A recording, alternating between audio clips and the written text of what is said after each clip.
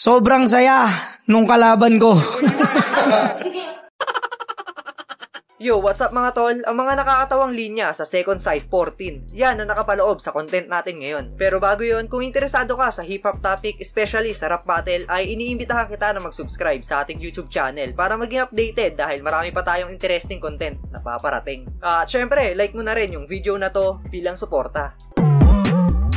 Simulan na agad natin sa mga pamatay na jokes ni Kuya Jonas. Wala talagang kupa sa ganitong estilo si Kuya mo Jojo. Likas na talaga sa kanya yung pagiging makulit sa taas man yan o sa baba ng entablado. Pero mapapansin natin sa naging laban nila ni Saint Ice ay mas naging balanse yung laro niya dito. Hindi niya pinuruhan ng komedyang linya yung 3 ikot, pero kahit na ganon ay napasaya at napahalakhak pa rin niya yung mga nanonood. Di ba MMA fighter ka? Sige, iset mo laban natin, tignan nyo to kung uubra. Mapapahiya ako sa gitna ng stage kasi hindi ako pupunta. Pero fighter tong si Ice, ngunit di siya magaling at malakas. Kaya pala Ice, kasi pagdating sa ring, nanigas. Ang angas pa naman sa interview, kala ko talaga mala Bruce Lee. Puta, pagtungtong sa ring, ting ting ting, Sleeping Beauty. Pero maswerte ka pa rin. Kasi walang AI, kaya nakaligtas ka, boss. Sa mga edit na pagsapak, biglang lalabas yung Diyos.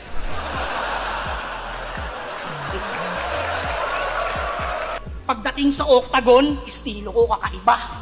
Lalapit ako sa'yo, tapos yayakapin kita. Sabay ipaparamdam ko sa'yo kung gaano ka kahalaga.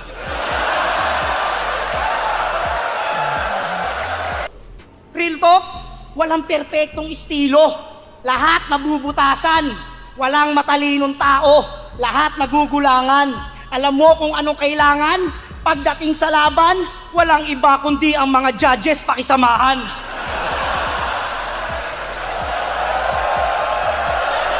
Syempre kapag nakita natin na nakalista yung pangalan ni K-Ram sa event, matik lap trip yan kapag siya na yung sumampa sa entablado. Pambalagbagan talaga yung kulit nito ni K-Ram kaya may kalalagyan yung MC kapag hindi nakasabay o nakahigit sa performance niya. Katulad na lang nung naging laban niya dito kontra kay Kenser. Pati na lang ikaw, boss! Para matapos na lahat to! Ano? Kaya opisyal din kitang hinahamon sa mga ginagawa mo sa akin. Gawin nyo nga sa ahon, maglaban kayo ni Boss P.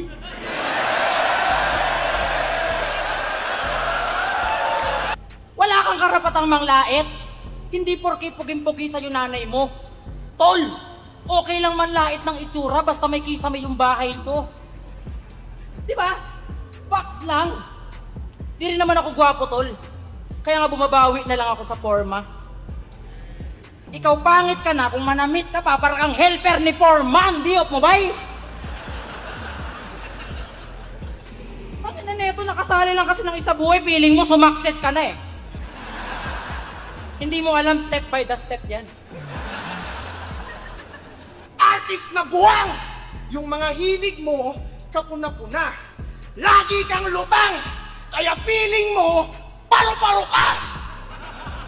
Paro-paro ka? Talaga? Talunan ka na, bobo.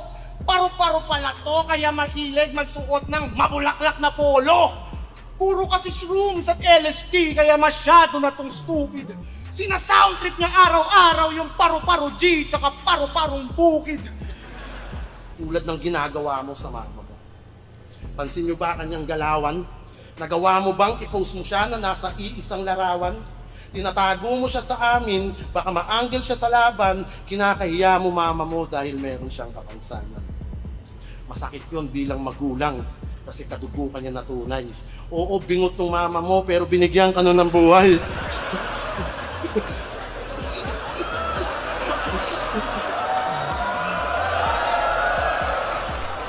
Isa rin sa mga mabigat na pangalan ngayong 2025 Isa Buhay Tournament, si Lipcram. Batak na to sa experience pagdating sa tournament. Alam na niya kung kailan to todo at kung kailan sasakto lang. Balanse rin ito lumaro at kagaya nga ng sabi niya, kapag silip ang kalaban mo, mahahanapan ka ng butas. Bakit yung hairline mo andito parang di ka bata? Ultimo helmet ni Magnis nito parang di dyan kasya. At pag side view parang dito na Igodala, pag sumali to ng Pinoy Henyo, puta 3 words kasya.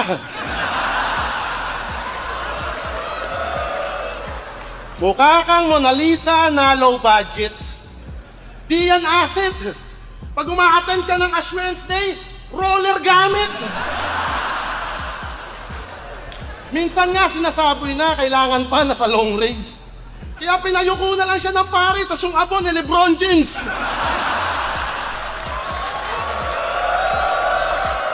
After ng laban ko kay Sak, pinuri ako ng gagong to. Sabi niya, grabe yung burst mo dito, LK. Parang bomba sa Ukraine, ang insane, yung speed plane. Tuwang-tuwa ako sa quick ping. Biglang bumanat yung animal dito, pautang ng 3K. Utang ina mo. Ngayon, kaharap na kita! Di na kita bibigyan pa ng pabor! Ito na ang balik sa mga tinanggalan mo ng amor! Hindi ka magaling tumira, kahit panay ka ko kasador! Ikaw na lang sana namatay lip, hindi si Nora Honor! Eto, seryoso to. Sino na nakatry magsabu dito, taas kamay? Sige na, nakakahiya naman pag ako lang mag-isa. Ayun, si Kuya Pakundo, 2 kamay tinataas niya. Pasok din sa ating listahan, si Cripply. Isa to sa crowd favorite ngayong Isabuhay Tournament dahil sa kulit at angas niya kapag bumabattle. Pambasagan din kapag bumitaw na ng sunod-sunod na jokes itong si Cripply at kapag kinagat ito ng mga nanonood ay mahihirapan ng agawin yung momentum mula sa kanya. Tingnan nyo yung lineup. Tingnan nyo yung lineup. Puro rookie ano? Pag mga ganito kalaban ko, pakiramdam ko, loony ako. Diba taga Surigao ka? Tangina mo, aswang. Pag sumali kayo sa grupo niya, napakadaming benepisyo. Solid bonding, unang meeting, ganap kayong Antikristo. Kagrupo niya, si Van, Cancer, mga grabe pumaslang. Ang tawag sa grupo nila ay United Aswang. So paano ka magsulat? Gamit mo kapis at papel. Kakaiba, putang ina. Yung nawawalang sikat na vlogger, matatagpuan sa ulam nila. Langhap sarap, kakaiba, parang niluto ng kano. Unang kagat, yung balat, puta, may guardians pang tato. Ito, isa sa mga super rookie ngayon, si Katana. Kakaiba rin talaga yung humor nito sa pagpapatawa. Kalmado lang bumitaw pero madaling nagigets kung ano man yung gusto niyang iparating. At ang nakakabilib dito, baguhan pa lang ito sa liga, kaya kapag tumagal at nakakuha pa ng mas maraming experience sa laban, talo man yan o panalo, paniguradong mas didiin pa to. Wala ka bang ibang gagawin maganda? Kasi panay ka sa Pabibo Chong, may time ka sa Sun and Moon Challenge, tapos wala kang intro song. Upal! Tangina, walang kanta puta. Paano kung ano? Paano kung mamatay ka bigla?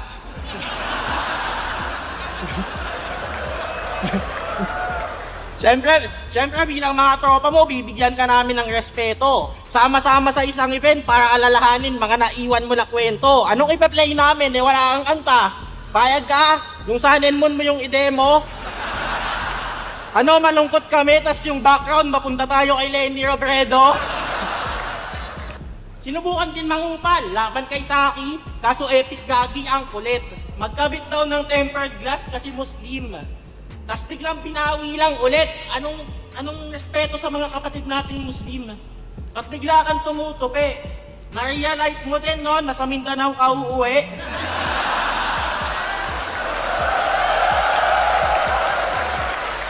Isa rin sa mga nagpasaya at nagpahalakhak sa mga nanonood nung gabi na to ay yung naging laban ni Manda Baliw at Van. Naging maganda rin yung palitan nila ng mga nakakatawang linya.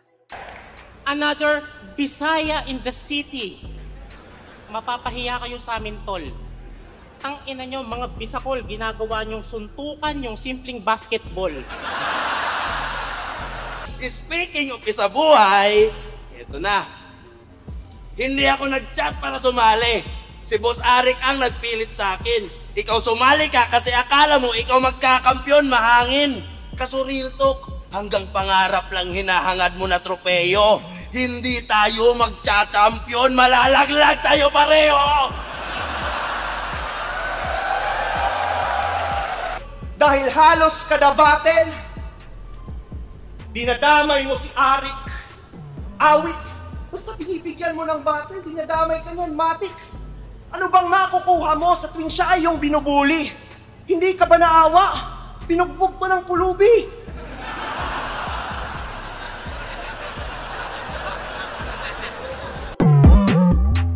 At ayan nga ang mga funny lines sa Second Sight 14. Kayo mga tol, anong linya ang pinaka-lap trip para sa inyo? I-comment nyo na yan sa ibaba at babasahin nating lahat yan. At abangan nyo rin yung content natin na solid at effective lines mula sa Second Sight 14. At yun, hanggang dito na lang yung video natin mga tol. Sa mga matagal nang nakasubaybay, salamat palagi sa walang sawang pagsuporta. At kung bago ka pa lang sa ating channel ay iniimbitahan kita na mag-subscribe at i-click ang notification bell button para maging updated sa mga paparating pa nating content. Peace out!